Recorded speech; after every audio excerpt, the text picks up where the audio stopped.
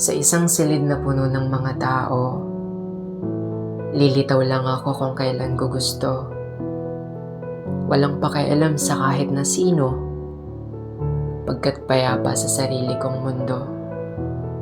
Hindi ko ugaling pumansin ng iba, ngunit hindi rin masama ang aking ugali. Handa naman akong tumango at ngumiti kung sakaling may lalapit o tatanungin sila. Kaya nga, sa isang bagay lamang ako nagtataka, na yung nakakubling atensyon ko ay nakuha ng isang babaeng ni hindi ko naman kilala. At muling sa dilim ay nagsimulang mangapa. Oo nga,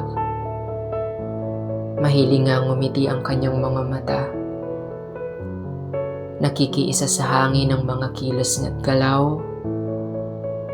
Ang bawat pitik ng kamay at kumpas ng buhok niya ay tila isang mailap na pagsayaw.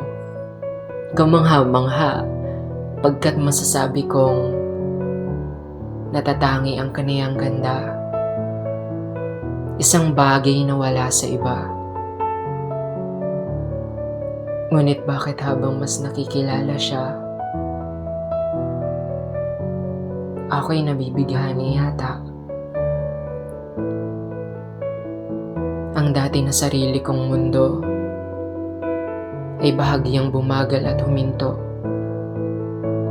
sa mga sandaling nakikita ka ng mga mata ko. At hindi ko talaga alam kung bakit ganito. Kung bakit muling tumapang ang pusong matagal naging duwag.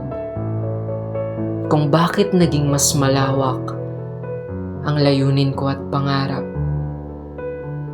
Hindi ko alam, pero ang sarap sa pakiramdam na tuwing kausap kita, hindi ko alam kung malilito ba, magiging masaya, o iisip ng paraan para mapangiti kita. Sa totoo lang, hindi ko man alam ang dahilan kung bakit ko to nararamdaman. Ang masasabi ko lang, kakaiba ka. At nahulog na pala ako sa'yo bago ko pa man mapagtanto na mahal pala kita. Hindi ko nakilala ang sariling mundo magmula nung araw na umibig na sa'yo.